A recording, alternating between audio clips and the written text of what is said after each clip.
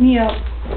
Okay, I am going to show you guys, with the help of our dog here, how to use the Farrell bag. This comes in this little package right here. It's from Pack. It's really great if your kiddo is gagging and retching all of the time, or if they're throwing up all the time. It just helps relieve the pressure from their tummy on a constant basis instead of going and having to vent them all the time. So here it is. Comes in this little package like this. I already have his feeding all set up for overnight. Okay. We don't use these very often anymore. We had a while where we had to use them all the time, but we've had pretty good luck ever since we switched Tristan to a blended diet. I will have to say this does not work nearly as well with a blended diet because it's so thick. It does fine, but if they're gagging and retching constantly all the time every night, then you probably need to look at what you're feeding them anyway, or they're sick. This is when we normally still use it for Tristan, is when they're sick. So we normally run it with like Pedialyte and water. Wait, what's that? Just a Farrell bag. Okay, one of the really important things is that this needs to be hung at the same height as the feeding bag. So I'm just going to set it up here on this IV pole.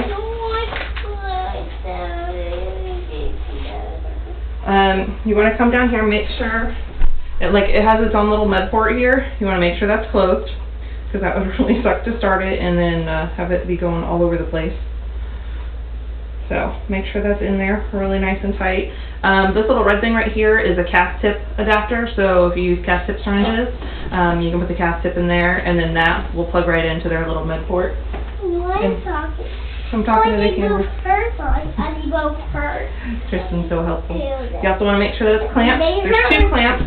There's a blue one down here below the med port, and there's a white one up above. And there's a red one up above it. Which is it seems kind of silly, like there's a lot on here, but it can be helpful later on. Okay. You're silly. Okay. I had already had this set up, like I said, for his night feeding. So you are going to plug in the orange Christmas tree adapter from the Farrell bag. Is going to go right into your extension. You want to make sure that's in there nice and tight. Okay. If you're hooking them up for a feeding, this is where you're going to put it right into the med port. Which of course I close that really tight now. Make sure, like I said, that you're clamped, so that way you don't have formula and stuff going all over the place. There's water in this line right now. It's not empty. Okay, Tristan, come lay down. Can we show them how to hook you up?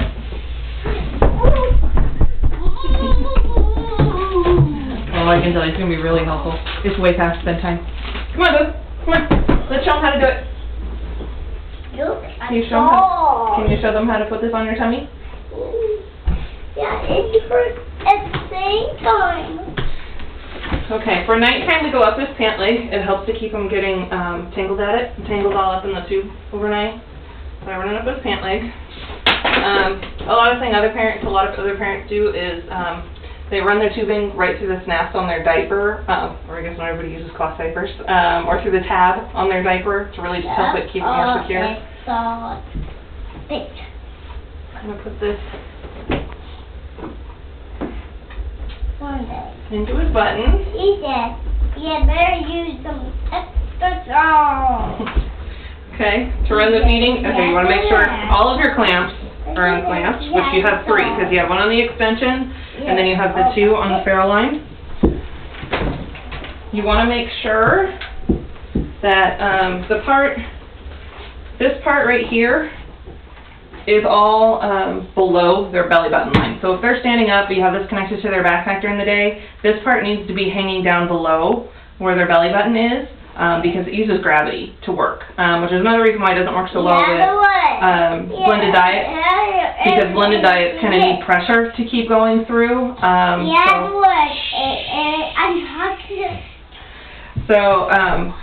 with a blended diet, I mean, you have to have stuff that's thin going through here. It's too thick to really work so well. With the Farrell valve, it'll end up just backing right up into the bag instead of always going down into the stomach like it's supposed to. Okay, so it's all in clamps. Make sure this is hanging down low. You'll want to start your feeding.